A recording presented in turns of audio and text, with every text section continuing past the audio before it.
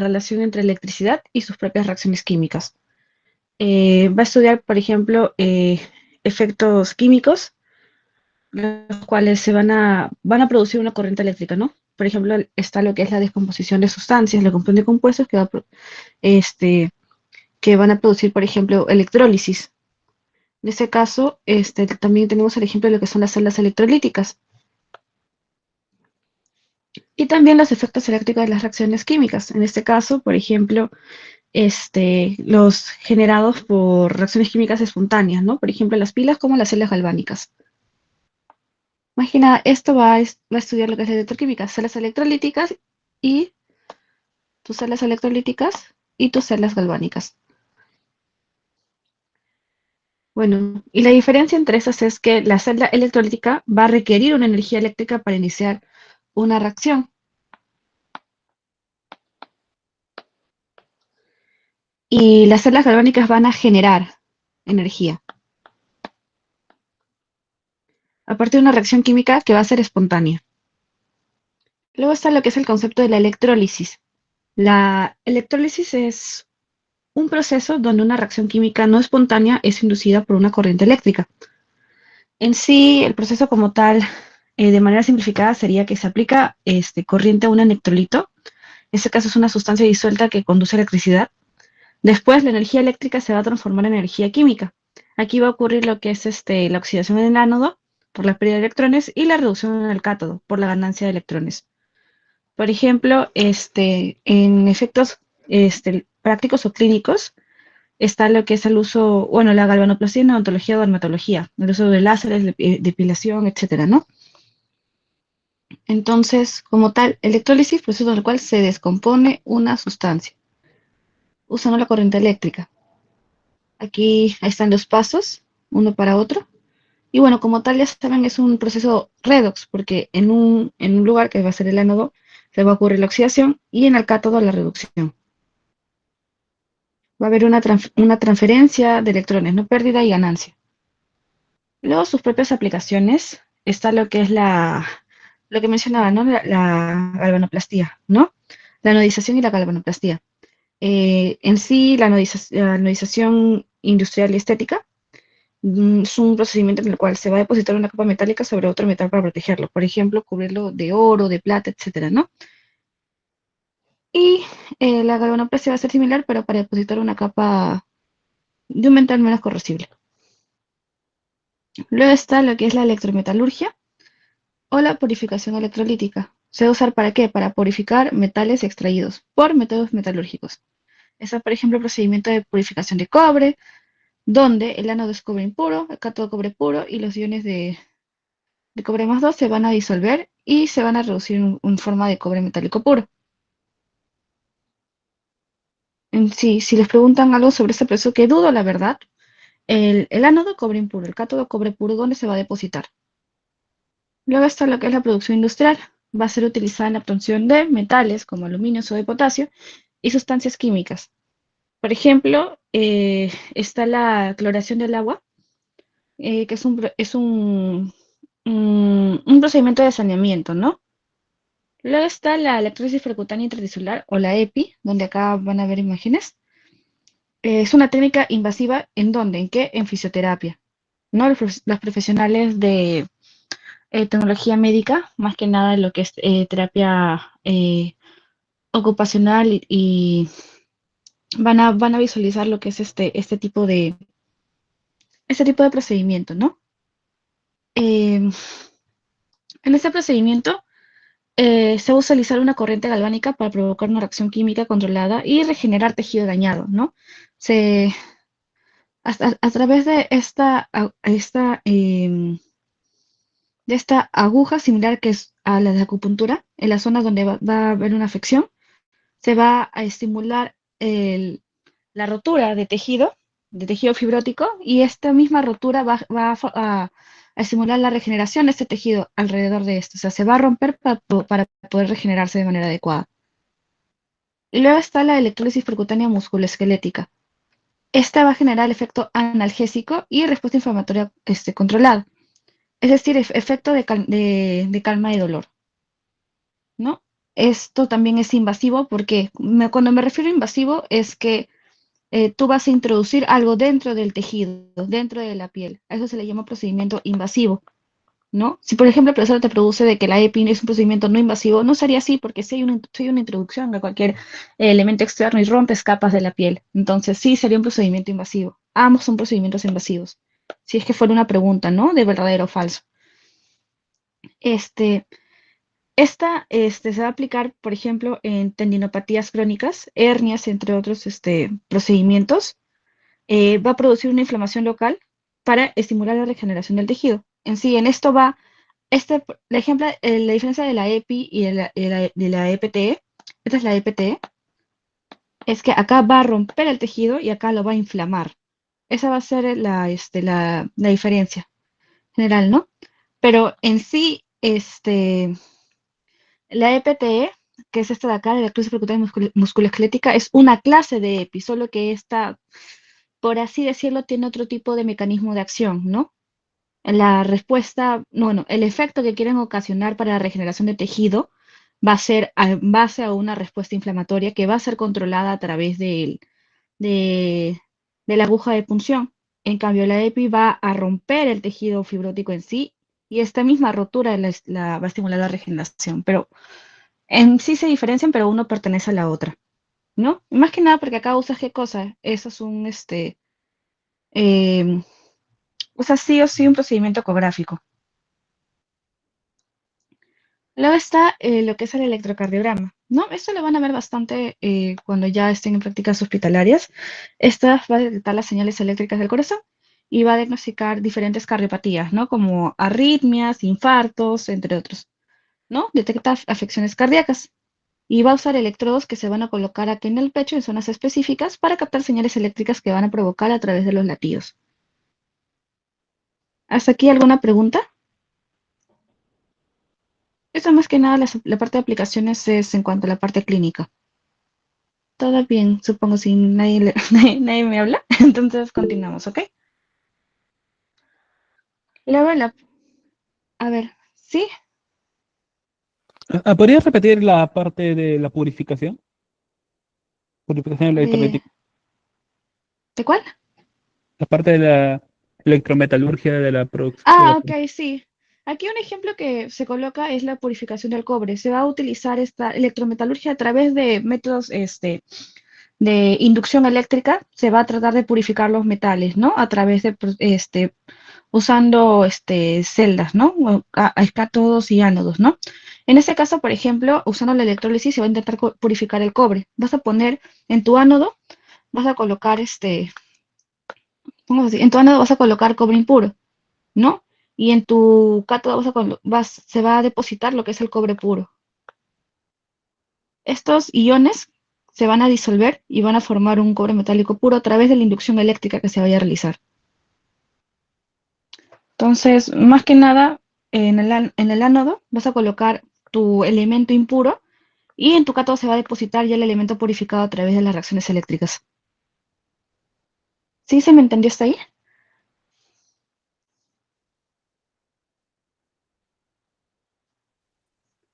Sí. Okis. Okis. Entonces, continuamos.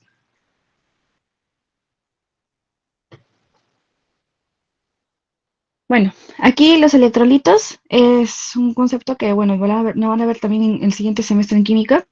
Van a ser sustancias que se van a disociar en iones, ¿no? En solución acuosa y esos electrolitos que van a conducir, como dice su nombre, electricidad. Eh, Hay, por ejemplo, categorías de los electrolitos, este, categorías para definir las diferencias de lo que son los electrolitos fuertes y electrolitos débiles. Por ejemplo, su capacidad de disociarse. Los electrolitos fuertes se disocian completamente, es decir, los iones, es decir, por así decirlo, tú tienes una molécula, ¿no? Esa molécula, cuando tú la quieres disociar, es decir, la quieres, por así, dejar en mitades, se van a quedar los átomos de los diferentes elementos sueltos, átomos que van a tener cargas, ¿no? Esos átomos se van a liberar completamente, pero en cambio, en un electrolito débil, tú vas a tener, por ejemplo, un átomo que se libere solo, ¿no? Un elemento que se va a liberar y luego un elemento que no se va a liberar completamente, sino va a salir como otro compuesto. A eso se refiere con que tiene una disociación parcial. Se va a partir todas las partes, ¿no? Todas las partes de lo que tenga tu compuesto, tu molécula, pero por ejemplo, uno se va a liberar y otros va a salir en conjunto, ¿no? Y por ende también va a llegar a carga, a una carga debilitada, ¿no? Este va a tener mayor carga porque va a estar libre y si tiene una carga negativa o una carga positiva va a interactuar de manera sola, pero esta al ya ser un compuesto, lo que se va a intentar es que se anule y tenga menos carga que este de acá. Entonces, esa sería la diferencia más que nada de lo que son los electrolitos fuertes y débiles, más que nada la disociación. Luego, claro, está lo que es la conductividad, que es decir, la capacidad que tienen para conducir la corriente eléctrica, ¿no? Eso es al disociarse y tener diferentes tipos de cargas, al disociarse completamente va a tener una capacidad de conductividad muy alta y está baja o media, dependiendo de cómo se disocia, ¿no? Hay unos que se disocian a penitas, otros que se disocian parcialmente de manera moderada y solamente algunos compuestos se quedan unidos y tienen una carga moderada, pero no se asemejan a un electrolito fuerte. Esto, por ejemplo, claro, ¿no? Los electrolitos fuertes que son tus ácidos y tus bases fuertes, y los débiles, tus ácidos y tus bases débiles. Aquí los dejo ejemplos para que puedan visualizar. Y bueno, las sales en sí también van a ser electrolitos fuertes, pero en sí no se menciona ninguna de las PPT y que las sales estén bajo la categoría de electrolitos débiles, así que solamente tómalo como electrolitos fuertes, ¿no? Porque igual van a generar un tipo de carga eléctrica. No se disocian de por sí porque en sí el compuesto ya es toda la sal. Y de por sí esos compuestos son partes de al disociarse estos compuestos, ¿no? El sodio y el cloro se van a disociar completamente, ¿no? Cuando tú partes una sal, tú estás agarrando de bases de bases y de ácidos, estás agarrando su compuesto más fuerte. O intentas agarrar el compuesto que tenga mayor conductividad eléctrica, ¿no? Y eso es al formar una sal, claramente la sal, si tiene la capacidad de disociarse, se va a partir también en átomos fuertes, ¿no? Con cargas fuertes. Y al partirse con cargas que brinden energía positiva o negativa, va a ser un electrolito fuerte, las sales. El comportamiento, ¿no? Como mencionaba, si ese se disocia completamente, se disocia en todos los iones. Si ese parcialmente, mantienen equilibrios entre moléculas y iones. Algunos van a quedarse en moléculas, otros en iones. Esa sería la diferencia de lo que son electrolito fuerte y electrolito débil. Ahora, las concentraciones de los electrolitos mm, a nivel corporal, ¿no? Van a haber electrolitos que van a tener mayor abundancia a nivel extracelular. ¿Qué es ese extracelular? Nosotros tenemos nuestro tejido sanguíneo, ¿no? Y por aquí tenemos libres diferentes tipos de células, ¿no? Dentro de esta célula, cuando se encuentran los electrolitos dentro de la célula, se va a llamar intracelular. Cuando se encuentren fuera de la célula, es decir, este, paseándose libremente por vasos sanguíneos, entre otros lugares intersticiales, eso se va a llamar extracelular. Y esto claramente, como tiene que mantenerse en un equilibrio, la osmosis tiene que mantenerse en equilibrio ¿para qué? Para que no se produzca lisis, para que no revienten las células, para que no haya, por así, muerte celular, ¿no? Tiene que mantenerse un equilibrio. Y para esto hay diferentes tipos de concentraciones de los electrolitos, tanto a nivel extra como intracelular. Por ejemplo, los que van a abundar a nivel extracelular, ¿cuáles son? El sodio, el cloro y el calcio. Bueno, también el bicarbonato, porque el bicarbonato, como ya saben, el bicarbonato es un buffer a nivel extracelular. El bicarbonato va a permitir que se regulen los niveles de pH en el cuerpo, ¿no? ¿Por qué? Porque al disociarse va a botar ¿qué ion? El hidrogenión, va a botar su H, ¿no? Entonces, ese bicarbonato tiene carga eléctrica y este hidrogenión va a tener la capacidad de regular el pH. Es por eso de que tiene mayor abundancia a nivel extracelular porque va a conducirse por el resto del cuerpo para regular el pH a nivel general, ¿no? Tanto pH sanguíneo como a los tejidos periféricos que lleguen. Entonces, el bicarbonato por eso tiene abundancia a nivel extracelular que intracelular. Va a hacer mucho más esfuerzo fuera de la célula que dentro. Luego, tenemos los electrolitos de sodio, calcio y cloro, que van a ser más abundantes a nivel extracelular que intracelular. Y los que tienen mayor abundancia es el potasio, porque sodio sale y potasio entra. Bombazo de potasio. Entonces, el potasio va a tener mayor abundancia a nivel intracelular, el magnesio también, y en este caso los fosfatos. Los fosfatos, como ya saben, el el fosfato es uno de los buffers, bueno, por así decirlo, el buffer por excelencia a nivel intracelular. En cambio, el bicarbonato es por excelencia a nivel extracelular. Entonces, por eso hay mayor abundancia en cada uno, ¿no? El fosfato va en bastantes tipos de células, va a intentar regular los niveles de pH para que los procesos, tanto químicos como físico-químicos dentro de la célula, estén regulados y no haya cualquier tipo de anormalidades, ¿no? Entonces, por eso hay mayor abundancia de fosfato y bicarbonato. Eso ya lo vimos, por ejemplo, en lo que es pH y buffers. Luego, aquí hay algunos ejemplos que le dejo de que de ácidos fuertes, ácidos débiles y bases débiles, ¿no? ¿Eso para qué? Para asociarlo con tus electrolitos fuertes y con tus electrolitos débiles, que los pueden visualizar ahí. Y ya, bueno, tenemos las partes de la celda, ¿no? En sí, todo esto se basa en la celda electrolítica. Los electrodos van a ser las barras mecánicas que van a permitir la reacción. Este va a ser tu puente salino. Este, por aquí tenemos el ánodo, donde usualmente se van a, si lo utilizamos para purificación, como les mencioné, en el ánodo se van a depositar las sustancias impuras y en el cátodo las sustancias puras, ¿no? Este, bueno, en sí los electrodos van a ser inertes, no reaccionan, por ejemplo, como el grafito o el platino, y reactivos, que van a ser partícipes en la reacción, es decir, el material por el cual esté hecho el electrodo va a tener algún tipo de efecto dentro de la reacción química que ocurra. Y bueno, aquí el voltímetro, este de aquí, va a medir el voltaje que ocurre en el circuito, ¿no? Y el flujo de electrones, como ya saben, así como les mencioné, va a ser del ánodo al cátodo. Como les mencioné en el ejemplo de lo que es la purificación este, de metales, por aquí se va a depositar, por aquí, perdón, va a iniciar el proceso y por aquí se va a depositar el proceso. Y va a haber un intercambio a través del puente salino, ¿no? Que va a ser como, mm, como tal, una fuente de cambio de iones. Eh, Luego tenemos las diferencias entre lo que es la celda galvánica y la celda electrolítica. Como ven, si les ponen un gráfico, como tal, la celda galvánica va a tener un voltímetro donde se va a poder verificar la cantidad de energía eléctrica que se produce en el sistema.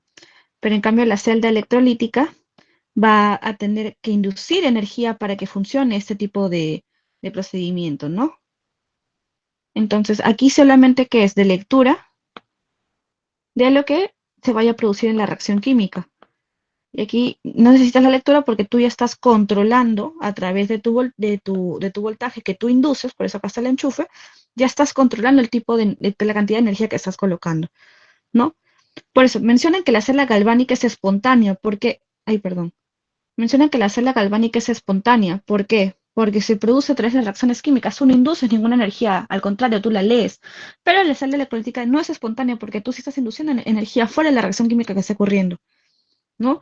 Es decir, una es, por así decirlo, activa, que sería la celda galvánica, que de por sí en la misma reacción produce energicidad, y otra sería pasiva, que recibe la energicidad, perdón, la energía, que va a ser la celda electrolítica, ¿no? Eh, el uso, más que nada, para la celda galvánica va a ser de conversión química, es decir, de conversión química eléctrica, ¿no? Es decir, los datos que tú tengas aquí de las reacciones químicas van a pasar por el voltímetro para tener una lectura de electricidad, ¿no? De cuánto voltaje está pasando por el sistema.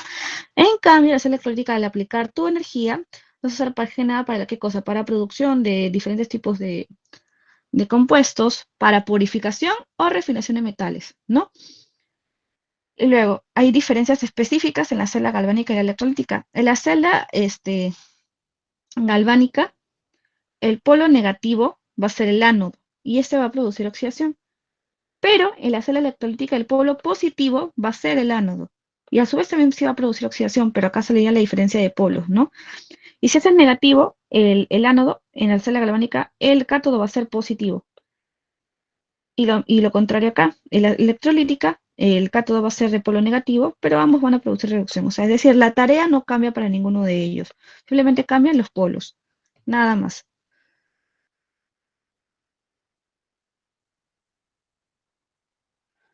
Luego, hay aquí unidades que les dejo de definición, ¿no? Por ejemplo, la unidad de equivalente gramo, que va a ser el peso que deposita o libera un electrodo al paso de un Faraday. Y luego el equivalente electroquímico, que va a ser el peso depositado o liberado por un electrodo al paso de un Coulomb. Luego están las leyes, hay tres leyes que vamos a visualizar. La primera y segunda ley de Faraday y la ley de Ohm. La ley de Ohm nos dice que la corriente va a ser proporcional al voltaje e inversamente proporcional a la resistencia. Es decir, intensidad de corriente igual voltaje sobre resistencia. Luego, la primera ley de Faraday, que nos menciona que la masa de la sustancia depositada es proporcional a la cantidad eléctrica que circula, ¿no? Tiempo por intensidad por el equivalente electroquímico. Luego, aquí la segunda ley de Faraday nos menciona que si la misma cantidad de electricidad pasa por dos distintas soluciones, los depósitos son proporcionales a sus pesos, ¿no? Y eso va a ser este, por, por, por lo que se haría esta reacción, ¿no? Van a ser proporcionales, los depósitos van a ser proporcionales a los pesos de los compuestos.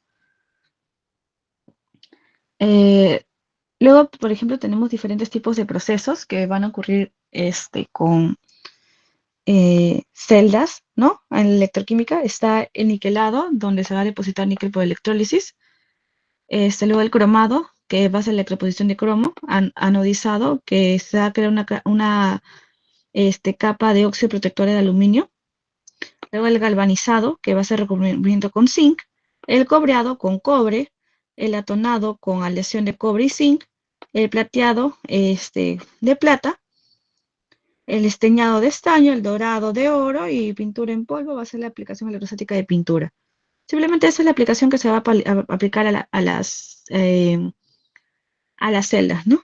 Este, para poder, para diferentes tipos de procesos, ¿no? La mayoría es para asimilación de metales de uso cotidiano, ¿no? Como pueden haber acá llaves, hardware, cerrajería, utensilio de cocina, entre otros, ¿no? Creación de estos. Luego pasaríamos a lo que es la ecuación de Nernst. Esta va a permitir qué cosa, calcular el potencial eléctrico real en una celda electroquímica en condiciones no estándar, es decir, cuando las concentraciones de las sustancias no son un molar. Esta ecuación me van a ver más que nada con Víctor, ¿no? Simplemente hay constantes que tienen que recordar, ¿no? La constante de Faraday de 9645, no, 8596485 Coulomb por mol, que va a ser la constante de Faraday. Este, la constante de los gases, que en este caso sería 8,314. Y la temperatura tienen que pasarla a Kelvin. Si se los dan en Celsius, no la pueden utilizar así, tienen que sumarle para pasarla a Kelvin. Luego, aquí, ¿qué relación hay entre el potencial estándar y la constante de equilibrio acá? Por ejemplo, tengamos nuestra celda galvánica, ¿no? Va a generar electricidad. Esta electricidad se va a producir porque la reacción química que ocurre dentro no está en equilibrio. Cuando no está en equilibrio la reacción, obviamente va a producir diferentes tipos de cambio de electrones, ¿no? Eh, si este sistema avanza por mucho tiempo, estos electrones en algún momento van a llegar a un punto de equilibrio, se van a igualar los productos. Por ende, la pila ya no va a funcionar porque no va a haber un desorden dentro de esta, no va a haber un intercambio de electrones. Ese momento de equilibrio va a hacer que el potencial estándar vaya a bajar a cero. Es decir, estándar igual a cero. Es decir, se va a consumir tanto la energía que se va a utilizar, ¿no? O sea, la energía va a ser constante, constante, constante, pero va a haber un punto de que el sistema va a encontrarse en equilibrio. Entonces, al llegar al equilibrio, obviamente ya no va a haber desorden, ya no va a haber intercambio electroiónico y esto va a quedar en cero. Como tal, cuando este queda en cero, ¿qué pasa? La celda ya no produce más energía. En ese punto, el cociente de reacción se va a convertir en la constante de equilibrio. Y la ecuación lineal se va a volver una herramienta que relacione tanto la constante de equilibrio como el potencial estándar. Hay aplicaciones prácticas, ¿no? En este caso está la detección de sulfitos en vino mediante métodos electroquímicos. Los sulfitos van a ser compuestos que se usan como conservantes, pero en altas concentraciones pueden causar reacciones anafilácticas, reacciones alérgicas. Y por ende, reacciones anafilácticas generalizadas, ¿no? Si llegan al sistema respiratorio puede producir asma, inclusive en personas con enfermedades ya o con historial de enfermedades ya constantes, ¿no? A nivel respiratorio. Entonces, es importante medirlos aparte por la propia producción y ganancia que vaya a tener la industria a través de la producción pública, ¿no? Para evitar diferentes tipos de condiciones que puedan llegar a agravarse y llegar a sobresaturar el sistema de salud, ¿no? Entonces, por ejemplo, el contenido de sulfitos debe ser hasta 10 miligramos sobre litro y las empresas están obligadas a etiquetar los compuestos que tengan, ¿no? Es necesario por los mismos motivos de salud pública, la población sea consumidora del vino tiene que estar informada de las concentraciones de sulfito que tengan, ¿no? Y aquí es cuando se usan las técnicas electroquímicas para poder encontrar la cantidad de sulfitos en las muestras que se usan por ejemplo, de vino, ¿no? También así como se evalúa el antioxidante del vino, también se evalúa el antioxidante en otros tipos de alimentos, ¿no? Este, eh, Se van a colocar los elementos en una celda, se va a buscar a través del uso de la electroquímica la concentración de antioxidantes y así se va a saber si la cantidad es adecuada para el consumo humano o la comercialización pública, ¿no?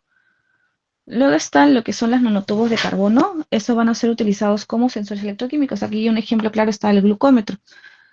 Este, Se van a encontrar dentro de estos nanotubos, por ejemplo, van a permitir, aparte del capilar que tenemos ahí, estos nanotubos van a brindar una lectura de voltaje, una lectura de información química a cambiar a lo que es información electrónica, ¿no? En este caso, brinda valoraciones numéricas. Luego hay procesos electroquímicos industriales, por ejemplo, está la electrólisis del agua para la producción de hidrógeno, de electrólisis de acilonitrina, para producir adiponitrilo, que va a estar estimulando la fabricación de nylon 66, y la electrólisis de salmuera. Luego está lo que es la electroquímica y el medio ambiente. Va a ser, como mencionábamos ahí, también sirven para la purificación, entonces ponen también para servir para la purificación de lugares donde hayan desechos industriales, ¿no? Para reducir el impacto ambiental y también evitar de que se deterioren los ecosistemas. ¿No? Por ejemplo, están procedimientos como electrólisis directa e indirecta, electroflotación, electrocoagulación, electrofloculación. Eso va a producir también un efecto de bioremediación, que eso lo vamos a llegar al punto de aquí. Y las ventajas del tratamiento electroquímico de contaminantes es que se recuperan los metales, es decir, como tú ya tienes tu metal impuro y contaminado, a través de la carga electroquímica que se produzca vas a obtener tu metal puro, es decir, va a intentar en lo posible no perderse el metal, pero tampoco contaminar el ambiente, a través de procesos de reducción, en los cuales la impureza se va a reducir lo más posible y va a producirte tu metal que necesitas, ya sea para cualquier tipo de uso. No va a requerir agentes químicos adicionales, porque de por sí el agua va a poder reutilizarse, ¿no? O sea, a través de la purificación de esta.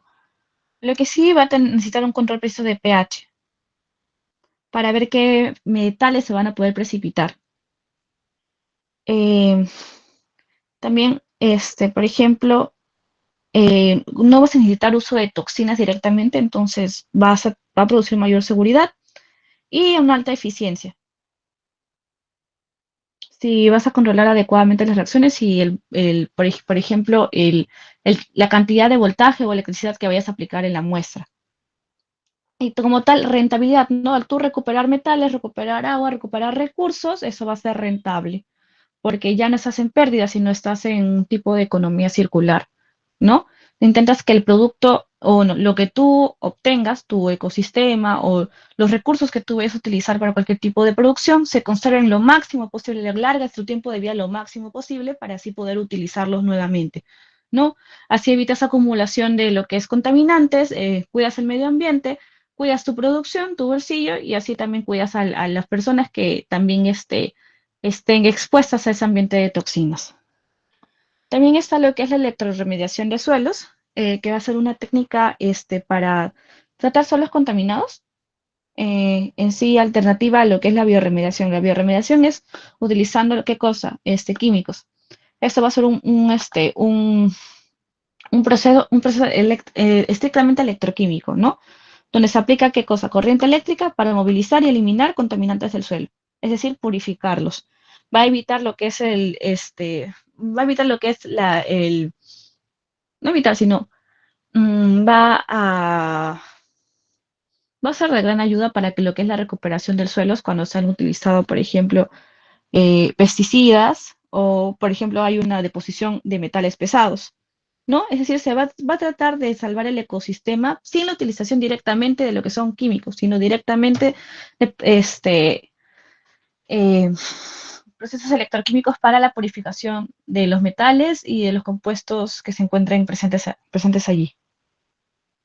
Y luego está lo que son las plantas industriales que van a ser generadores de residuos tóxicos. Muchas industrias van a generar, ¿qué cosa? Residuos peligrosos para el ambiente y salud humana. En sí, ¿por qué? Porque no tienen un correcto procedimiento de desecho, ¿no? De estas. Es decir, las sustancias que vayan a producir, los desechos que tengan, las van a liberar al medio ambiente. No va a haber un lugar adecuado en el cual pasa por un procedimiento de reutilización, ¿no? Las clásicas 3 Rs. Simplemente no sirve para el consumo, no sirve para la producción, se desecha al medio ambiente. Ustedes van a ver en algunos documentales que hay muchas plantas de industrias donde sus desechos los botan a lagos, los botan a ríos y claramente, ¿qué hacen? Arruinan el ecosistema, ¿no? Hay animales que reciben sus recursos de ahí, los animales mueren, vas dañando especies, vas dañando también comunidades que por ejemplo, brindan o recogen recursos de donde está el área contaminada y así, no solamente tampoco es que maten animales, sino que también al consumo humano, al fin y al cabo, porque los animales van a consumir, por ejemplo, diferentes tipos van a tener su consumo, su alimentación en zonas que estén contaminadas. Ustedes saben de que también está la bioacumulación. Un animal más grande se come al otro, se come al otro, y si ese animal está contaminado, va a acumular contaminación. Y al final el humano es quien consume ese animal.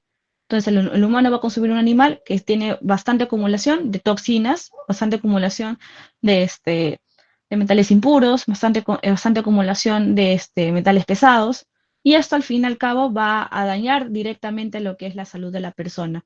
Ustedes saben de que la exposición directa a químicos, toxinas, ¿no? Inciden en enfermedades novedosas, por así decirlo, novedosas nuevas, como son el cáncer, como son apariciones de anomalías a nivel genético, y eso va a pasar de generación en generación, así que al final el ser humano se va a ver perjudicado por la industria, la cual consume y no hace un desecho adecuado de sus residuos. Entonces, ¿cuáles son las industrias que producen mayor toxicidad? Las fábricas de conservas y de carne de pescado, los notarios y frigoríficos, las fábricas de pulpa y frutas de bebidas sin alcohol y plantas que generen residuos con fenoles. Estas plantas, estas industrias van a generar, van a contaminar con materia orgánica o compuestos como los fenoles, que eso va a afectar directamente el agua y, como mencionaba, la cadena alimentaria, ¿no? Al fin y al cabo, nosotros vamos a consumir esos animales y esos animales ya tienen una acumulación de toxinas mayor. Luego aquí había algo que lo colocó la profesora Jenny Fernández, que es lo del efecto Cooper y sus aplicaciones médicas en la superconductividad. Aquí, por ejemplo, está lo que es, bueno, el efecto Cooper, se menciona que los electrones van a poder emparejarse formando pares Cooper, así se llamarían. Estos pares se van a condensar en un mismo estado cuántico y va a permitir una superconductividad, es decir, no es una conductividad normal, sino que van a estar asociados lo máximo posible. Están acoplados a una distancia de hasta cientos de nanómetros y es mayor que el espaciado de átomos en la red cristalina. El efecto Cooper, ¿para qué aplicación va a ser? Para la resonancia magnética y para la magnetoencefalografía, ¿no? Aquí los imanes que se utilizan en la resonancia magnética van a ser imanes con esta superconducción, que van a generar campos magnéticos intensos y estables. ¿Para qué cosa? Para mejorar la calidad de las imágenes y la resolución de estas que se emitan. Y luego está también la magnetoencefalografía, que va a detectar campos magnéticos a nivel cerebral para estudiar la actividad neuronal. Y todo eso va a ser de qué? De uso clínico, utilizando lo que sería el propio efecto de superconductividad y ese efecto de superconductividad a nivel molecular, o a nivel este, eh, celular, subcelular, se va a llamar no celular, perdón, subatómico y subatómico, se va a llamar efecto Cooper. Hasta ahí sería todo lo que es electroquímica a nivel teoría. ¿Tienen alguna pregunta antes de pasar a cromatografía, que es bastante extenso?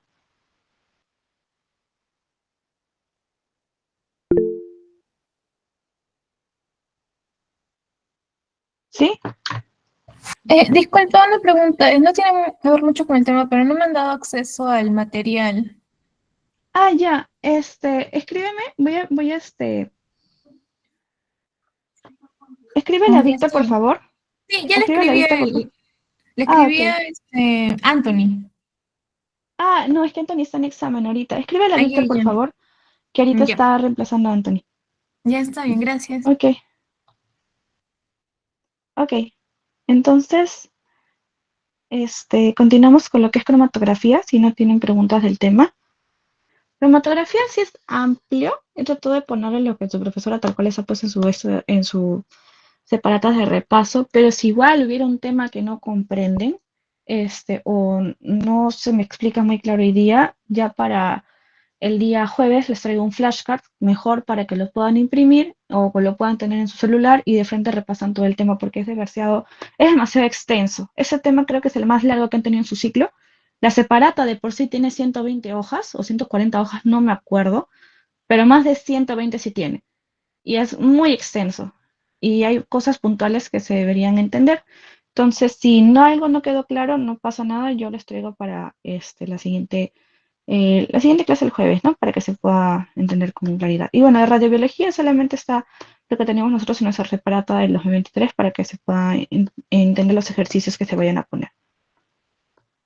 Entonces, empezamos.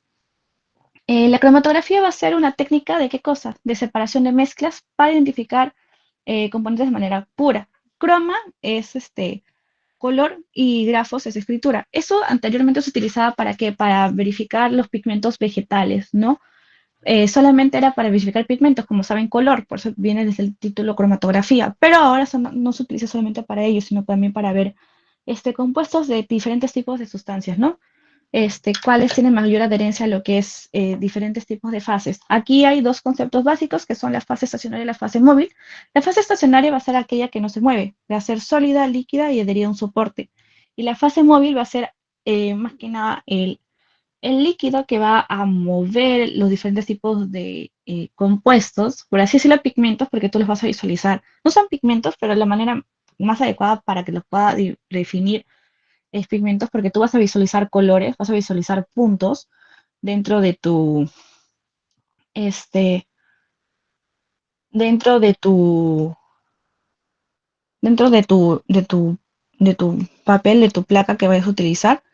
Entonces, a partir de ello es que tú visualizas cuál tiene mayor movilidad, cuál tiene mayor velocidad, cuál tiene mayor afinidad, ¿no? Eh, por ejemplo, ¿qué va a pasar, no? Cada componente de la mezcla que tú vayas a utilizar, tu analito, ¿por qué se le llama analito? Eso ya lo vimos desde espectrofotometría. Analito porque es la sustancia que tú vas a analizar. Tú quieres interpretar resultados a través de procedimientos químicos que te permitan saber características específicas de tu muestra, ¿no? Entonces, ¿qué va a pasar aquí? Cada componente de la mezcla va a interactuar de forma distinta con cada fase. Algunos se van a pegar más a la fase estacionaria y otros se van a ver más con la fase móvil. Y pues así se van a ir separando y se van a ver a diferentes distancias. Estos procesos van a definir, van a definir bueno, este proceso en sí va a definir mini procesos que es eh, mini procesos, por ejemplo, está la difusión, la transferencia de masa, la absorción y el intercambio iónico.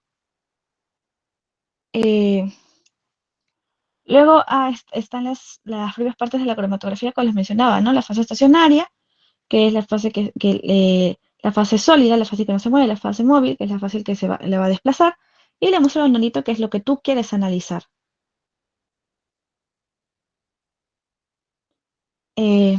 Luego aquí está lo que es la clasificación por naturaleza de fases, está la cromatografía líquido-líquido, es decir, tanto la fase estacionaria como móvil van a ser líquidas, pero van a ser inmiscibles, es decir, no se van a mezclar, como el agua y el aceite. Luego está el gas líquido, la fase móvil va a ser el gas y el líquido va a ser la inmóvil, ¿no? La fase estacionaria. Luego el líquido sólido, la fase móvil va a ser, la fase móvil líquida va a arrastrar los analitos sobre una fase estacionaria, que va a ser la fase sólida, y esa es la más usada de todas. Y luego está el gas sólido, que va a ser utilizado simplemente para gases con características específicas, ¿no? No para todos los gases. Más es en términos de gases, más es utilizar el gas líquido. Luego hay una clasificación por procesos químico-físico, ¿no? Esto va a ser en base a lo que es en cómo se da la separación a nivel molecular. Está la absorción, donde los compuestos se van a adherir, se van a absorber a la superficie del sólido por afinidades químicas. Luego el reparto o lo que sería la partición, donde los compuestos se van a distribuir en dos fases líquidas según su solubilidad. Luego está el intercambio iónico, donde se van a separar iones según su carga y va a usar una fase estacionaria con grupos cargados. Y luego está lo que es la exclusión molecular. Se van a separar según el tamaño de las partículas, ¿no? Hay unos poros dentro de la fase estacionaria en los cuales si las partículas son muy pequeñas, van a caer dentro de los poros como si fueran algo así. Tenemos poritos, ¿no? Acá dentro de la fase estacionaria. Si pasa nuestra muestra, pasa nuestra fase móvil con las moléculas. Si las moléculas son muy pequeñas, van a quedarse aquí en la fase estacionaria porque van a caer enfrente de los poros. Pero si las moléculas son muy grandes, obviamente no van a pasar a través de los poros y van a seguir avanzando, avanzando, avanzando, avanzando hasta que ya llegan a un lugar fijo, ¿no? Entonces ahí ¿quiénes van perdiendo? Las moléculas pequeñas. Y son las que tienen mayor adherencia a lo que es la fase estacionaria. Ujú. Luego está la clasificación según el soporte de la fase estacionaria, ¿no? Es decir, aquí va a importar dónde se va a alojar la fase estacionaria, el medio físico donde se va a alojar. Está la cromatografía plana, está, por ejemplo, la cromatografía en papel. Va a ser la más sencilla y la muestra va a subir, ¿por qué? Por propiedades de capilaridad. Luego está la de capa fina o TLC, que va a ser la más usada en lo que es control de calidad, ¿no? Que va a estar cubiertas por una capa de sílica o de alúmina. Luego está la cromatografía en columna. Está la de gases, que va a ser usada para compuestos volátiles. La líquida, que va a ser usada en mezclas no volátiles, donde la fase móvil como tal va a ser líquida, acá la fase móvil va a ser gas. Y luego también puede utilizarse métodos de líquido-líquido, sólido-líquido, dependiendo del sistema que se va a utilizar. Luego está según la aplicación, ¿no? Está la preparativa, que ese tipo de cromatografía va a buscar aislar o purificar un compuesto, un analito de interés. Se va a aplicar la muestra con una jeringa o un tubo capilar y luego cada componente se va a extraer, ¿por qué? Por separado, ¿no? Usar una jeringa o tubo capilar para aplicar la muestra. Cada componente se va a extraer de manera individual, es decir, va a ser mucho más minucioso que los otros tipos de cromatografía, minucioso en el momento de la extracción. Y va a requerir varias inmersiones, separación y disolvente, es decir, no es que la primera lo puedas separar, no. Es decir, va a necesitar diferentes tipos de procesos para poder llegar a un punto clave donde tú puedas tener tus sustancias ya separadas y analizarlas de manera independiente. Eso se va a utilizar ¿para qué? Para lo que es la química orgánica y la bioquímica, para recuperar compuestos en mayor escala. Luego está la HPLC, que va a ser la cromatografía de alta resolución líquida. Esta va a ser muy precisa, es una técnica moderna, donde la fase móvil líquida se va a mover bajo presión, bajo alta presión, y las columnas que van a salir de partículas van a ser muy pequeñas, y los detectores van a identificar y cuantificar los componentes, ¿no? Esta fase necesita un detector específico para dar medidas cuantitativas. Eso se va a utilizar ¿para qué? Para química analítica y bioquímica, es decir, para análisis de fármacos, de metabolitos, de vitaminas, de aminoácidos, y se va a utilizar más en qué cosa, en control de calidad, pero a nivel farmacéutico y en laboratorios clínicos. Luego está la cromatía de gases, la cromatografía de gases, que esto va a ser más que nada para compuestos volátiles, ¿no? Este, Aquí los compuestos se van a vaporizar y van a ser arrastrados por un gas. Va a requerir columnas especiales y resistentes al calor. Como les dije, son volátiles, van a estar aquí a alto calor. Van a utilizar detectores como el FID o el TCD y se van a utilizar ¿qué cosas? Sustancias volátiles, alcoholes, solventes, perfumes, contaminantes atmosféricos y se va a utilizar en qué tipo de disciplina, en toxicología, en dopaje y en la ciencia de los alimentos. Luego están otros tipos de sistemas que le mencionó la profesora, son el cromatografía de columna, que ya la mencionamos, y los fluidos supercríticos. Ahí es una técnica híbrida, como saben, el punto supercrítico es cuando se coincide líquido con gas, entonces va a haber un punto en medio, que la muestra va a estar en medio de ambos, ¿no? Igual los compuestos que vas a utilizar van a estar en medio de estas dos fases de la materia, ¿no? Es decir, se va a utilizar el compuesto supercrítico, el compuesto que está entre gas y líquido, como la fase móvil para arrastrar el compuesto de analito. Va a ser de alta precisión, vas a usar un horno termostático y va a tener una presión controlada. Y esto es este, uno de los métodos más avanzados, ¿no? Para separar compuestos que son sensibles. Hasta aquí todo bien, todo claro.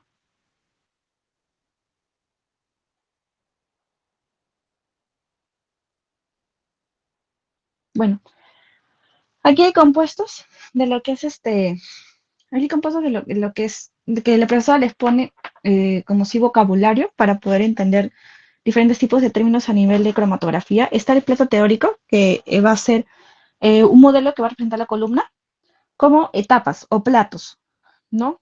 Donde se va a alcanzar el equilibrio entre fase móvil y estacionaria. Eso que va a medir eficiencia de separación. Luego está el eluyente o fase móvil, que ya sabe que va a transportar los analitos. El luato o el oído, que va a ser el fluido que sale de la columna y ya contiene los analitos ya separados. Y hay tipos de elusiones. La isocrática, donde la composición de eluyentes permanece constante. La en gradiente, donde la composición de eluyentes va a variar de manera gradual. Y la escalonada, que no va a variar, pero no definitivamente de manera gradual. Esos son los tipos de diferencias de las soluciones. Uno va a poner ser constante, otro varía pero de manera gradual y otro varía pero no de manera gradual, sino de manera imprecisa. Este, Luego está este grafiquito que les puse de cromatografía. Eh, por ejemplo, está en fase gaseosa, ¿no? Con la fase móvil es un gas. Va a ser, por ejemplo, la cromatografía que es GC. La GC es por cromatografía de gases, eso es gas chromatography. Entonces, por eso se va a llamar GC. ¿Para qué? Para compuestos volátiles. Luego está la supercrítica, que ya saben que es entre la fase entre gas y líquido, que esa se usa utilizar como fase móvil. Y luego está en fase líquida, que están las de columna o la de la placa CCF. En las de columna está, por ejemplo, los fenómenos de, de lo que es absorción, que la muestra se va a adherir, se va a absorber a la superficie sólida de la fase estacionaria. Luego de partición o sílice, que el compuesto se reparte entre dos líquidos invisibles. Luego el intercambio iónico, que se va a basar en la atracción de cargas opuestas. En las pares de iones, que va a ser, por ejemplo, un, un caso especial de intercambio iónico, donde se va a añadir un ion, eh, eh, un par iónico, ¿no? Un ion tipo compañero en la fase móvil. ¿Para qué? Para mejorar la retención y separación de compuestos iónicos. Luego está el intercambio de ligantes, donde se van a utilizar moléculas específicas en la fase estacionaria que se unen selectivamente a compuestos de la muestra. Eso se va a utilizar en la cromatografía de afinidad. Luego está las transferencias de carga, donde algunos compuestos van a ceder o aceptar electrones en la fase estacionaria. Luego está la afinidad, que se basa en la unión específica entre la molécula y su ligando. Y luego la de exclusión, que va a ser también llamada por filtración en gel, que es que las moléculas grandes no entran en los poros del gel. Eso de aquí que les mencioné de que hay moléculas grandes que van a seguir pasando, van a seguir subiendo y las moléculas chiquitas se van a quedar acá, van a quedar a menor distancia de la fase, van a tener mayor adherencia a la fase estacionaria que las moléculas grandes.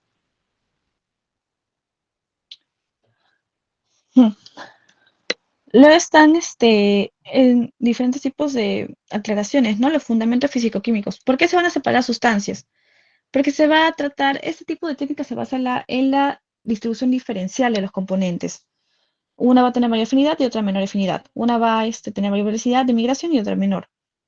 Luego hay fuerzas en la cromatografía líquida, las fuerzas iónicas, que se producen entre cargas eléctricas opuestas, las polares, que surgen de dipolos, y las fuerzas dispersivas de London, que van a ser ocasiones débiles entre dipolos. Luego los tipos específicos de cromatografía, está la de absorción, que ya les mencioné, ¿no? Fase estacionaria sólida, la móvil líquida, resulta se adhiere físicamente a superficie sólida, y la de reparto, la fase estacionaria líquida fijada sobre un sólido, y va a ser la separación por solubilidad relativa entre fases. Hay bastantes tipos de aplicaciones de la cromatografía de reparto.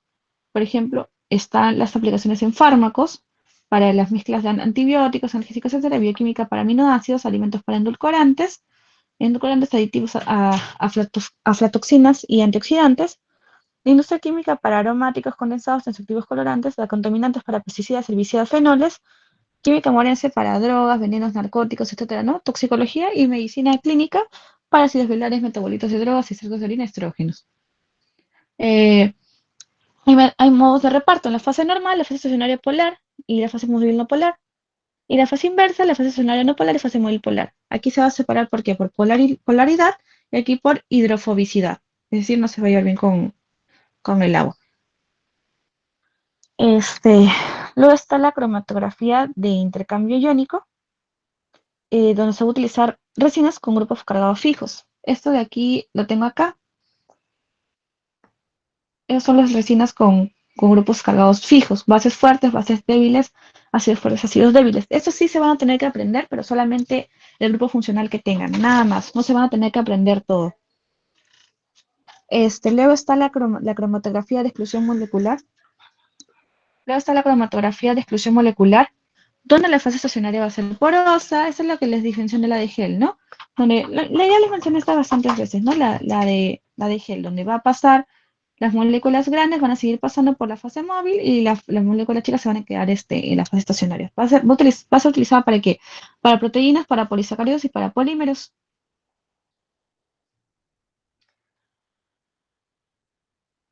Luego está la cromatografía de afinidad. Va a ser una técnica altamente específica que va a ser para separar biomoléculas como anticuerpos, enzimas, receptores o proteínas recombinantes. ¿Cómo va a utilizar? Como dice su nombre, afinidad, es decir, va a tener su receptor específico. Este, un anticuerpo que se va a unir exclusivamente a su antígeno, ¿no? Las moléculas que no van a tener afinidad, por ejemplo, con el compuesto que está en la fase estacionaria, van a pasar de frente, no van a seguir subiendo, ¿no? Pero las que sí tengan afinidad se van a quedar retenidas en el punto. Por ejemplo, yo tengo mi fase estacionaria, por aquí pongo una muestra de un antígeno, ¿no? Y yo pongo por acá una muestra en la que supongo que hay anticuerpos, ¿no? Si hay anticuerpos, se van a quedar acá plasmados. Si no, va a seguir subiendo la muestra y no va a quedarse acá nada. Eso sería más que nada la explicación de lo que es la cromatografía de afinidad. Luego está la TLC, que ya se había mencionado, donde la fase estacionaria va a ser una capa delgada de unos milímetros de sílica gel o de alúmina. La fase móvil o diluyente va a ser un disolvente de mezclas disolventes que ascienden ¿por qué? Por capilaridad. Hay unos parámetros aquí, que está, por ejemplo, el RF, que es esa va a medir la distancia recorrida por el soluto sobre la distancia recorrida por el solvente. También se puede calcular el coeficiente de distribución K, que va a ser la concentración del soluto de la fase estacionaria dividido entre la concentración del soluto de la fase móvil. Y va a haber una detección visual por dos vías, con luz ultravioleta, si la placa tiene fluorescencia, o con reactivos químicos como la anhidrina, yodo, etcétera, ¿no? Que eso lo vamos a ver por acá, con los métodos químicos. Luego está la cromatografía en papel, que ya les había mencionado también, donde el papel va a actuar como la fase estacionaria, que es este contenido de celulosa, el cual va a ser muy polarizado. Y se va a utilizar para separar compuestos polares como aminoácidos o azúcares. Y bueno, para evitar la evaporización del disolvente, se va a utilizar esta técnica dentro de una cámara cerrada saturada de vapores de disolvente, ¿no? Es decir, va a requerir una cámara. Luego está lo que es la cromatografía de gases, que ya les mencioné, ¿no? Que es para volátiles, altas temperaturas, para este, La fase estacionaria va a ser líquido, no volátil o sólido. La fase del móvil va a ser un tipo de gas, ¿no? Vamos a utilizar control de calidad, análisis ambiental, farmacéutico y alimentos. Hay diferentes tipos de partes, que está el gas portador, que va a ser, por ejemplo, el nitrógeno o argón, que va a ser el vehículo que va a mover la muestra. El inyector, donde se va a introducir, donde se va a introducir la muestra. En el caso de líquidos, esta muestra líquida se va a calentar intensamente para que ya produzca el gas. Luego la columna, que va a ser capilar o empacada. El horno, que va a mantener la temperatura constante y alta. El detector, que va a medir la cantidad de compuesto que va a salir de la columna. Y el registrador, que va a ser el software que va a cambiar la información de voltaje a información numérica. Y ya. Y luego hay detectores comunes en la cromatografía de gases.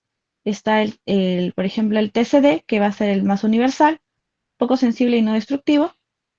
Y mm, el más usado va a ser el FID, que es la ionización de llama, que va a detectar compuestos orgánicos y va a ser sensible, y también el más usado. Bueno, eso ya se había hablado también, ¿no? La cromatografía líquida de alta resolución, la HPLC, que va a necesitar una alta presión para realizar la fase líquida a través de partículas pequeñas. Va a ser de alta precisión y sensibilidad y va a tener fases estacionarias, 6 y 8 de reversa o sílica en la normal. Y la fase móvil va a ser de metanol, acetonitrilo o agua. Esa ya mencioné la isocrática, el disolvente se queda constante y el gradiente el disolvente va a cambiar de manera gradual. Luego está el cromatograma, que va a ser tu gráfica, la representación gráfica de los picos cromatográficos, ¿no? El área del pico va a representar la concentración de la sustancia que estás analizando. Y bueno, la aplicación en sí, la cromatografía, va a ser para análisis de fármacos y metabolitos, para la identificación de contaminantes en alimentos y ambiente, control de calidad, para separación de purificación de proteínas, para lectura de ADN, para carbohidratos y para detección de vitaminas, cafeína, esteroides y pesticidas. Luego, en tu cromatógrafo vas a tener unas partes. Eso no se lo expone la docente, pero sí les quiero mencionar. Eh, Va a haber una parte, por ejemplo, del componente de recipientes para la fase móvil, que van a contener de 200 a 1000 mililitros de disolvente. Luego el sistema para eliminar gases disueltos, que va a eliminar óxido y nitrógeno molecular para evitar burbujas y, por ende, errores. Luego el filtro de partículas sólidas, que evita que el polvo de sólidos en suspensión obstruyan la bomba. Luego el sistema de ilusión, ya saben, va a haber isocrática o gradiente. Luego el sistema de muestreo, que va a ser el inyector, donde se va a introducir la muestra. Y luego el sistema de bombeo, que va a introducir la fase móvil bajo alta presión. Entonces hay diferentes tipos de características del sistema de bombeo. Como siempre está la precisión, que va a estar en niveles superiores a 6000 psi. Luego está el rango de flujo, que va a ser entre 0,1 y 10 mililitros por minuto, con una precisión de 0,5%. Y el material, que va a ser construido con materiales inertes frente a los disolventes usados. Es decir, el material no va a interferir en la reacción, en alguna reacción química con los disolventes que vayamos a utilizar. Luego también hay métodos reveladores de compuestos. Por ejemplo, están los métodos químicos, que van a ser los más usados en lugar de los métodos físicos. En los métodos químicos consiste en pulverizar la placa con reactivos que reaccionan a los compuestos separados. Por ejemplo, hay reactivos reveladores, es decir, van a cambiar de colores. Por ejemplo, el yodo va a generar el complejo amarillo-marrón en compuestos orgánicos. El ácido sulfúrico va a producir manchas negras tras carbonización. El permanganato de potasio, manchas amarillas. El 2,4 de nitrofenilhidracina va a detectar aldehídos y cetonas. El verde de bromocresol va a identificar ácidos carboxílicos. El P-dimetilaminobenzdehído va a reaccionar con aminas, y la anhidrina va a reaccionar ¿con qué? Con aminoácidos, y va a formar una sustancia que se llama el púrpura de Rüggelmann. Y luego están los métodos físicos. Se va a añadir un indicador fluorescente. Bajo una lámpara ultravioleta van a aparecer zonas fluorescentes donde hay compuestos, y en algunas simplemente no aparecen porque no se encuentran los compuestos, nada más. Así es como se diferencia. Luego están las resinas para lo que es el intercambio iónico, que eso el profesor les pone 2 veces y es para que se lo aprendan. Simplemente van a tener que aprenderse qué cosa, el grupo funcional que se encuentra presente. Eso es lo que yo pienso que les voy a preguntar. No creo que les digan, escríbame todo ese compuesto orgánico, porque no están llevando química orgánica, ni siquiera en farmacia, que llevan química orgánica 1, les hacen hacer eso en primeros ciclos, así que no les van a poner para que dibujes eso entero, no. Pero ¿qué se van a poner? Te van a poner el compuesto y te van a encerrar y te van a decir, ¿qué tipo de resina de intercambio es? ¿Es catiónica, es aniónica, es ácido fuerte, ácido débil? Ahí vas a tener que escribir y definir por qué. ¿Por qué vas a definir? Por los grupos funcionales. Y aquí es este cuadrito que te va a salvar la vida. Por ejemplo, ahora los intercambios catiónicos a través de cationes van a ser los ácidos fuertes y ácidos débiles. Donde tu ácido fuerte va a tener un grupo de ácido sulfónico. No. Es decir, este grupo funcional, SO3H, SO3H. Y ese tipo de grupos funcionales también, juntos. Luego está el ácido débil, que va a tener ácido carboxílico. Acá tenemos nuestro ácido débil, que acá tienen nuestro ácido carboxílico. Así es como identificamos. Hay que encontrarlo nada más. Luego, nuestros aniónicos, que van a tener bases fuertes. Esta base fuerte va a tener un ion amonio cuaternario. Buscamos nuestras bases fuertes y buscamos nuestro ion amonio cuaternario.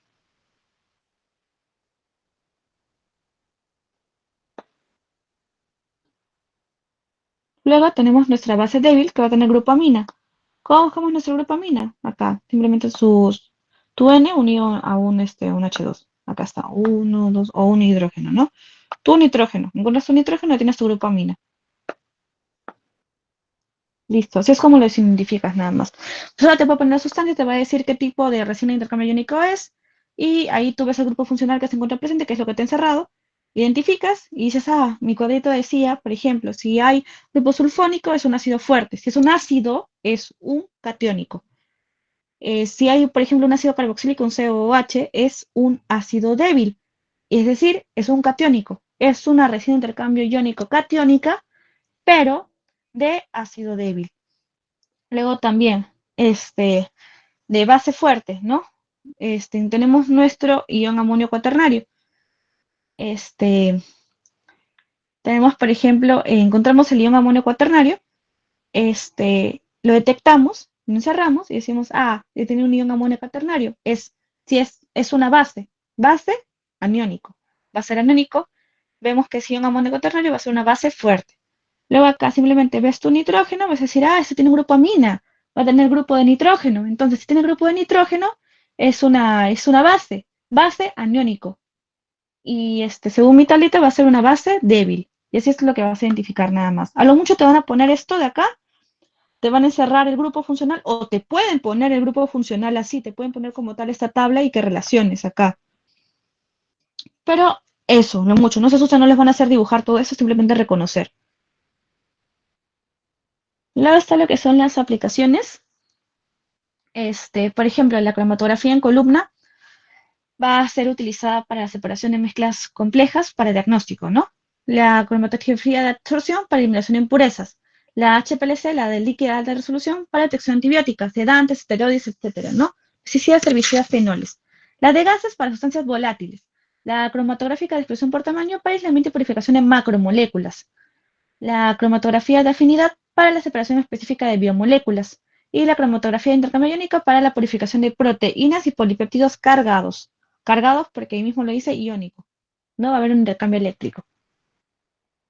Hasta ahí todo claro en cromatografía para ya acabar con radiobiología.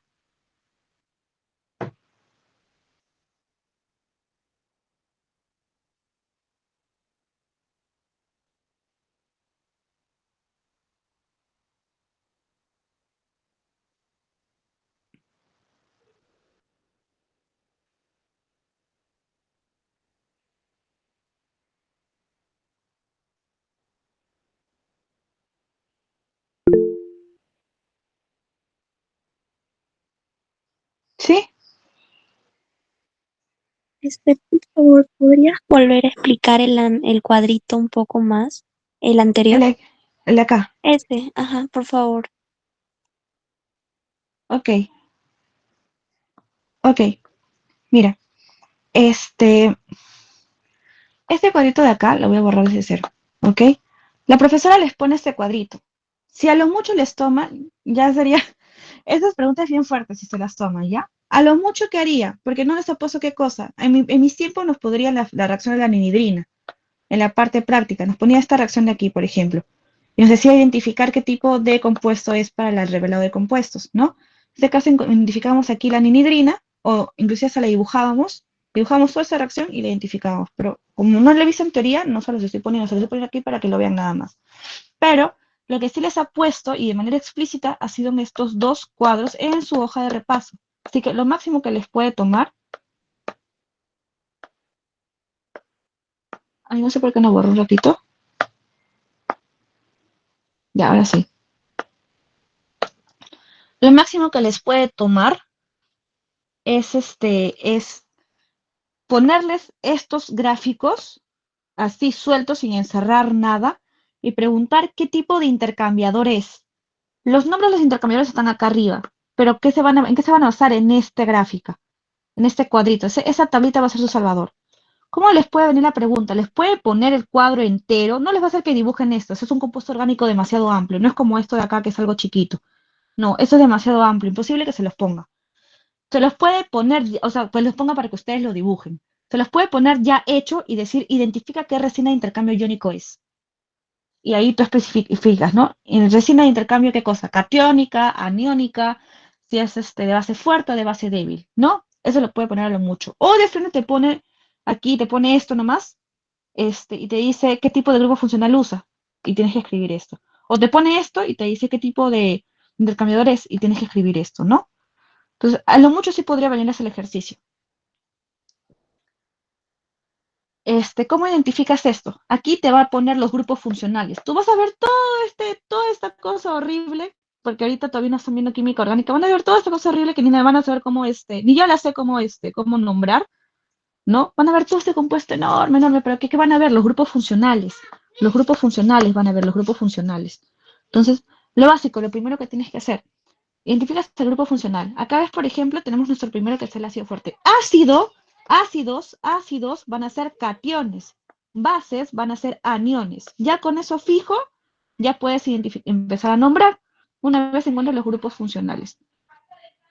Ácido fuerte va a ver qué cosa, grupo ácido sulfónico.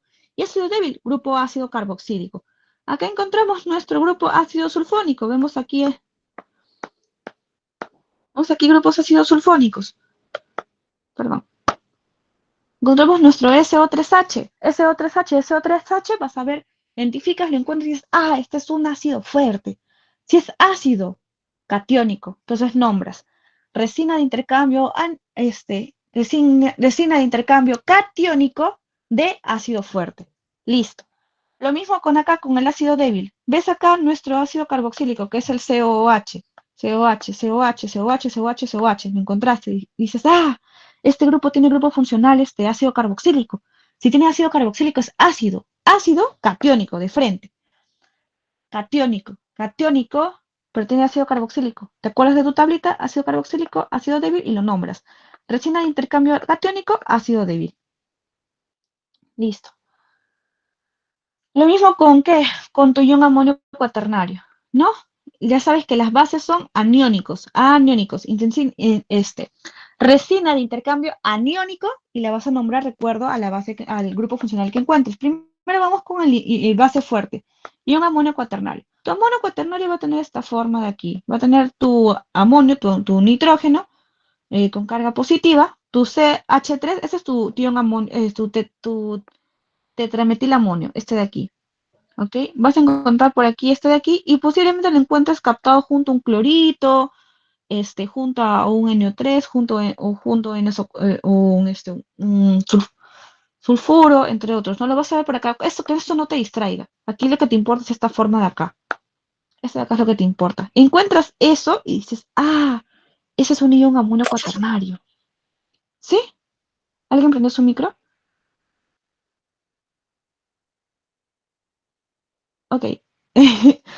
Voy a pensar que a alguien se le prendió de casualidad. Ok. Encuentras tu ion amonio cuaternario y este de por sí va a retener o atraer esos iones, así que esto no te confunda. Encuentras tu ion amonio cuaternario y dices, ion amonio cuaternario. Me acuerdo en mi tablita. Amonio base. Amonio cuaternario base fuerte. Entonces ya sabes nombrar. Y tú sabes, las bases que son aniónicos. Entonces pones tu resina de intercambio aniónico, ¿de qué? De base fuerte. Y aquí es más fácil, en la base débil. ¿Por qué? Porque vas a encontrar tu nitrógeno unido a un hidrógeno.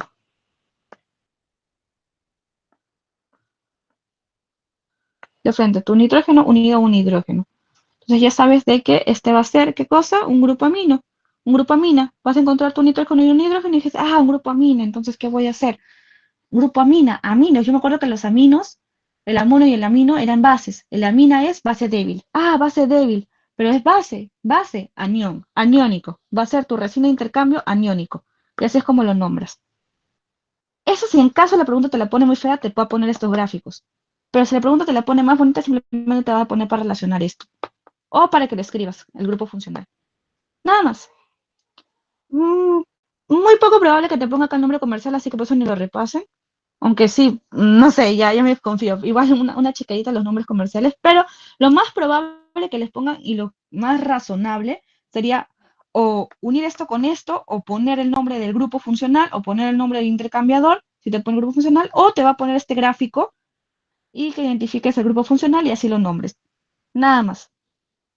Eso es lo que te podría poner de pregunta. No, se ve feo, ay, no voy a tener que dibujar todo eso. No va a ser tan feo. No, le tengo fe a la profesora, mira, no les va a poner tan feo. Así que ya, les puede poner como tal eso, pero para que identifiquen qué tipo de resina es. Y ya, con eso acabaríamos lo que es cromatografía. ¿Alguna otra pregunta más?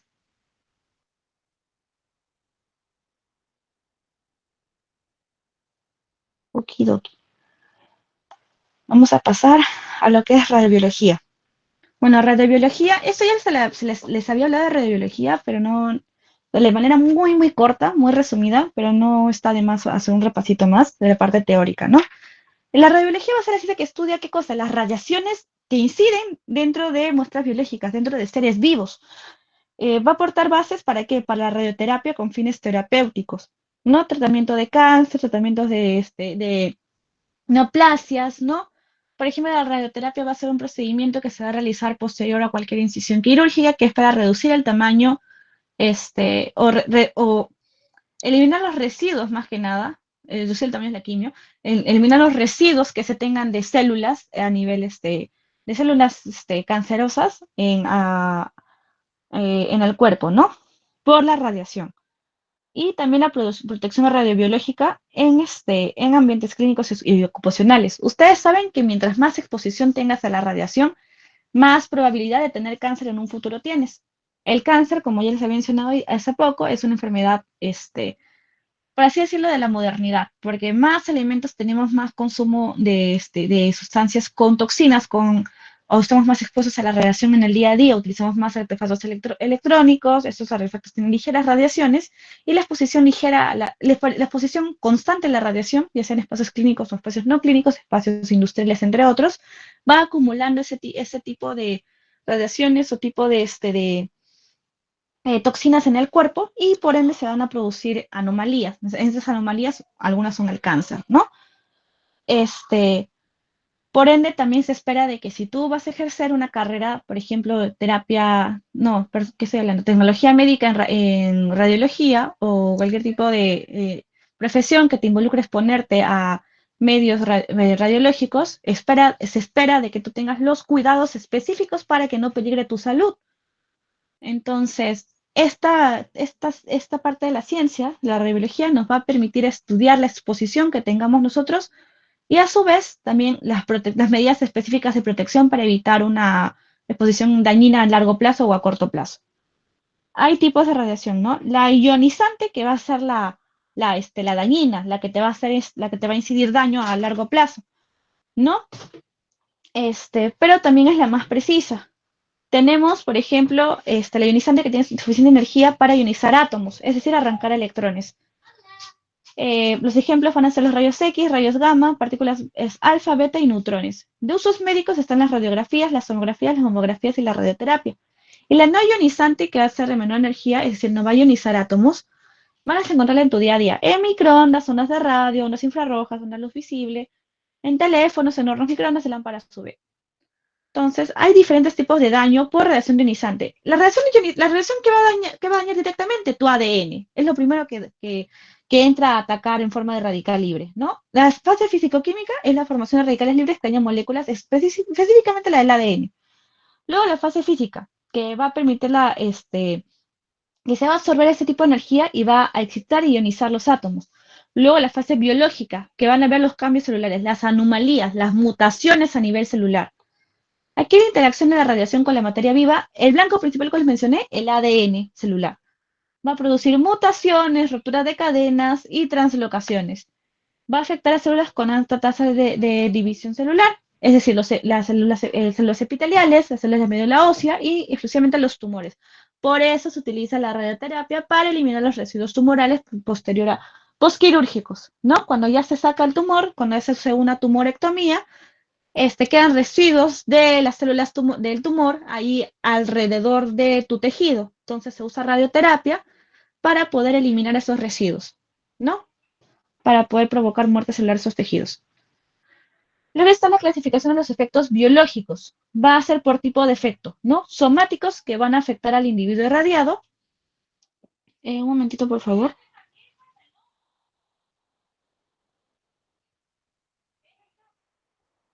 Ah, ya, discúlpenme. Va a haber por tipo de efecto. Están los somáticos que van a afectar al individuo irradiado y los genéticos que van a transmitirse de descendencia en descendencia. Es decir, los efectos que vayan a tener, por ejemplo, entre un familiar, ¿no?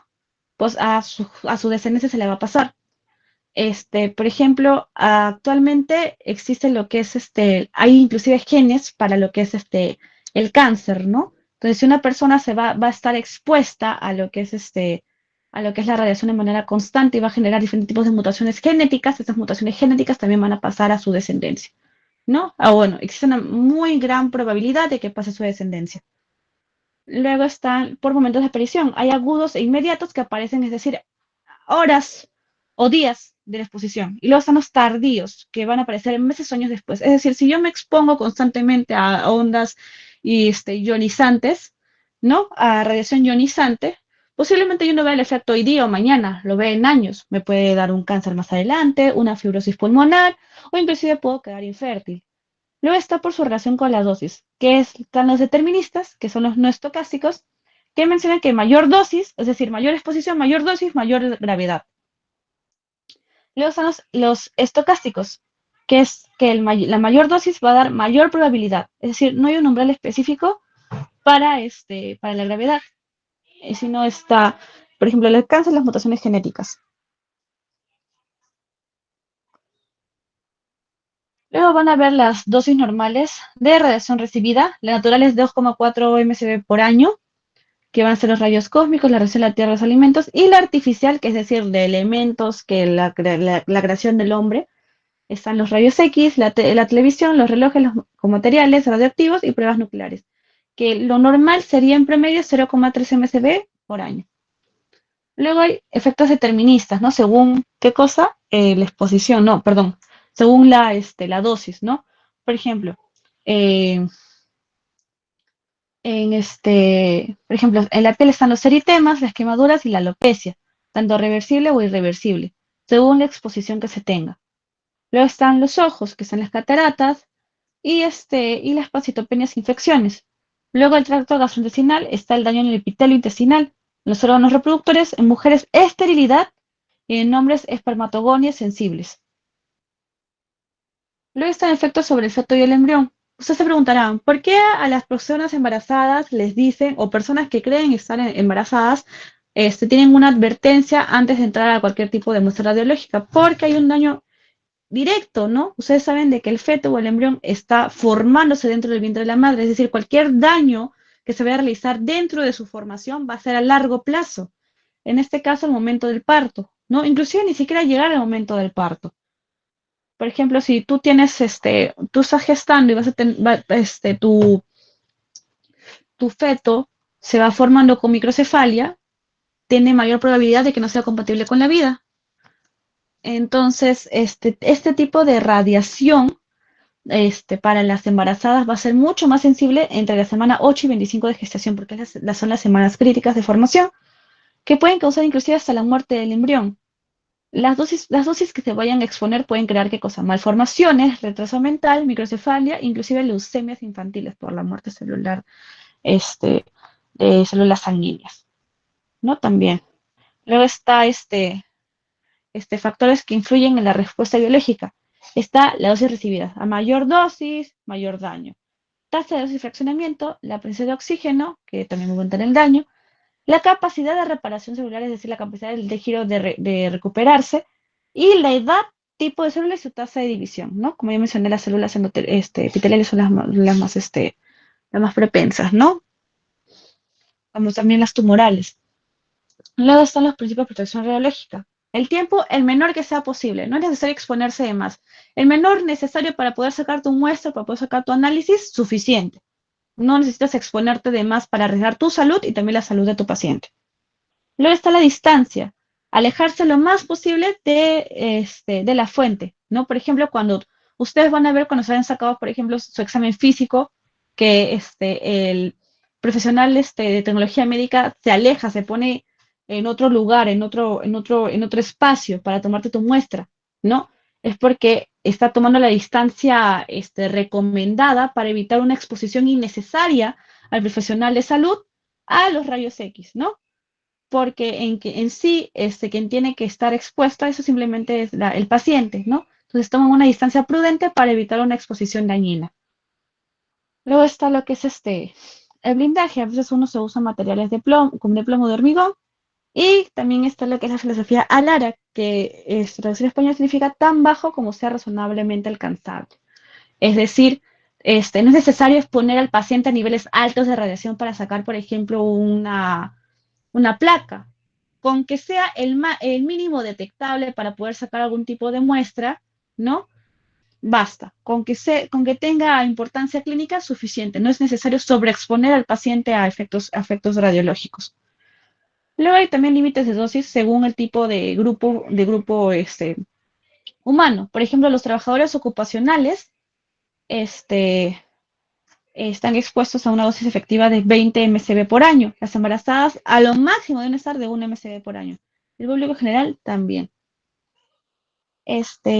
Luego, como mencionaba, hay unidades de medida de radiación, de exposición que va a estar basada en X, que es la ionización en el aire, que la unidad va a ser Coulomb por kilogramo. Luego está la dosis absorbida, que va a ser energía por unidad de masa. Luego está la dosis equivalente y efectiva, que van a ajustarse al daño y a la sensibilidad del órgano, que la unidad va a ser los SB, los mili-SB. Y ya, eso sería todo por mi parte. ¿Alguna pregunta de radiobiología en la parte teórica? ¿O tienen todo claro?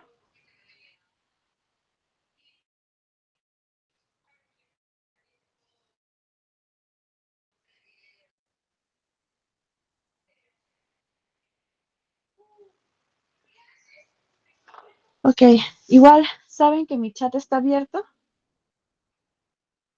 Saben que mi chat está abierto para lo que necesiten. Si van a hacerme una consulta, una sugerencia, escríbanme con anterioridad para poder realizar cualquier tipo de material para ustedes, ¿no?